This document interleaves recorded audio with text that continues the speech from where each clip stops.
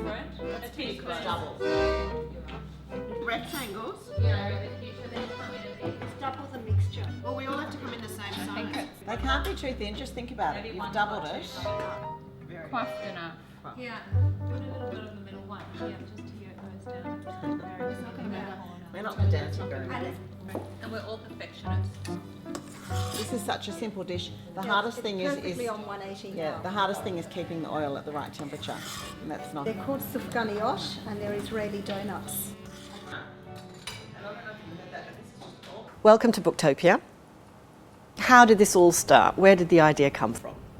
Lise, you start. The six of us got together about 8 years ago to create a cookbook for charity. That's where it started, and over the years it's evolved into a project to collect and test and preserve recipes. And that's where we are today. But did you all already know each other as friends? Some of us did. Some of us did, but not all. So how did you kind of audition this crew? How did you assemble as a group? It's really a miracle, I think, that such a great group got together. No, seriously, it's been quite amazing. I guess the evolution of this group. So Natanya and I started together. Natanya came to me one day and said, "How about doing a cookbook for a local charity that we both support?" I said, "Okay, sure, sounds good." And we sat down and we decided, and we sat down with Jacqui. Jacqui was on board because she was happy to do a 6-month project. It's a true story. Yes, to take minutes to help with organisation, because they were her skills, to be very organised and to help us become organised. So the three of us sat down and said, "Yeah, let's do a book for charity, but we're not going to do those ring binder books that charities do, which we love and they have their place and they're really important.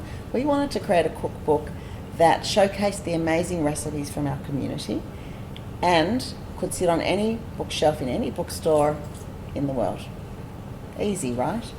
So then 6 months. Lauren came on board at the next one, because Lauren is a tireless charity worker, loves raising money, loves organising events, has a lot of style. Thought, perfect, just what we need. Then Merelyn came along.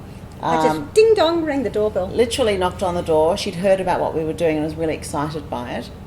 And to the first meeting, she came armed with a tray of sandwiches which she toasted, and they were the best sandwiches we'd ever had. And we went, "Yep, she's in." Cunning ploy. And Merelyn's a great cook and also a great entertainer and has a history in food PR, so brought all that along to the group. And then Paul's came along because we needed a business head among us. You know, we've all got skills, but business perhaps isn't one of them. Sorry, girls. So Paula came along with that, and that's the six of us have been together ever since. So in terms of your cooking skills, were you all kind of at a particular level, or have some of you had to sort of step up and learn some basics on the run? Some of us were bottom of the pots at that point. My onion chopping was disastrous, and I've come a long way since then. But you know, we've all grown. Yes. Yeah, I mean, all that's true. Me in particular, I think I've probably learnt the most because my husband is the one that cooks at home. So I didn't have much cooking experience before I joined the group. So I've learnt a lot. Yes. And now you're the ultimate hostess. And what would you say all your food has in common? Because to me there's an incredible element of sort of comfort about the food. So it is very much home cooking. You're not trying to be restaurant cooks, are you? No.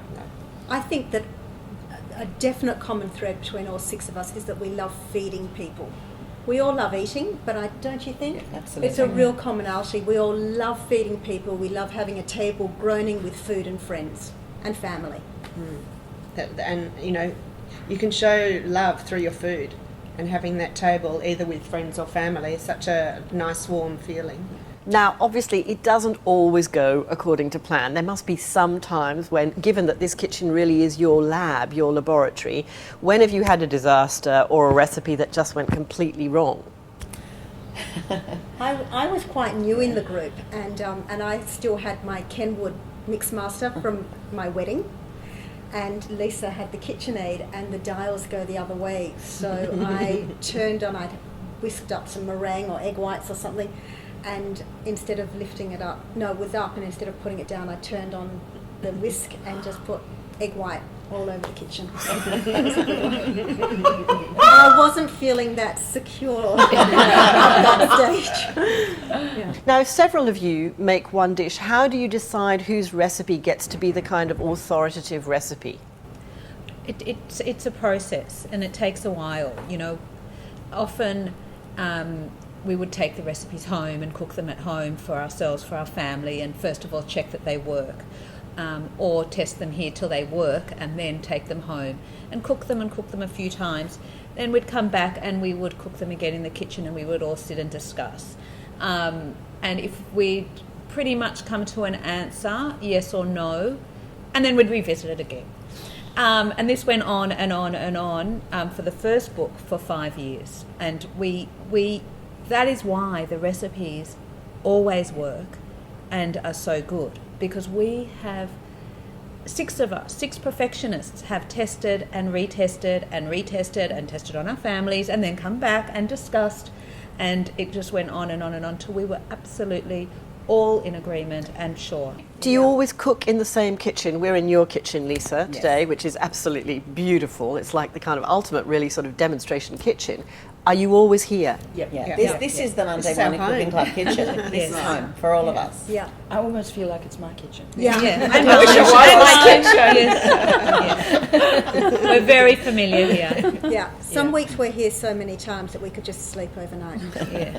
And we're lucky because there's good space in there. There's 6 of us, and we're all doing different processes, so we've got the space. Yeah. Now, how important is it that all the food that you cook is food that comes from the Jewish tradition, or do you branch out from that? Have you diversified from that? Can you just talk a little bit about that?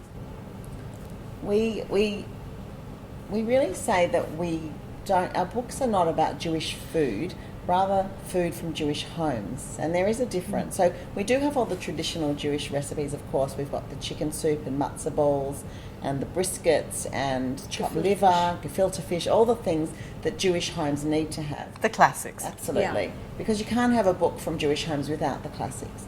But what we also have is the food that people have cooked for generations or for 5 years that's become part of their repertoire at home. And these are these treasured recipes that we call them that people love because they come from the home and the heart. And many that were never written down. Yeah. Which is what is so important about what we do, about preserving the recipe. And from all over the world. They're all come from different ethnic backgrounds, so they're all quite different. So what are the criteria then for whether a recipe makes it into one of your books? Because you're now on book 2, so obviously the classics were very prominent in book 1, and now you're doing slightly different things in book 2. So how do you decide what makes the cut and what doesn't? It's amusing kind of watching the flow of recipes come in, because the flow of recipes between the 2 books were very different. There's quite a bit of sour cream pastry that came through with the first book, and without asking for it, we got a whole lot of salads and gluten-free in the second book. And I don't think that there's any real criteria while we're receiving the recipes, and then as it develops quite organically, then we might see a little bit of a gap or a hole, or it just And when you comes say together. receiving the recipes, are you getting swamped with recipes from people who are sending things into you? So you're now also editing and curating? We do love recipes with stories. There's a recipe in the book for a lubia Sephardi soup. It's a bean soup, and it's a very simple recipe. And you might think, well, why do you need such a simple recipe in a book? But the story that comes with it comes from an Israeli fellow who lives in Goondiwindi in rural Queensland. So that's interesting to start with. Yeah. But his story is the recipe comes from his grandmother. His grandmother tells them every time they eat the soup, or used to tell them, that you have to save the soup till last, because she came from Russia. Yeah. And it was the time of the pogroms, and when you ate your meal, you had to start with your main course, because if you didn't, you couldn't be assured of eating it, because you didn't know what was going to happen. So the soup was like a treat at the end, like a luxury. And that's why the story that they tell about the soup. And it happens to be a delicious soup. It is a Yeah, delicious it's a soup. delicious soup. Of course, that goes without saying.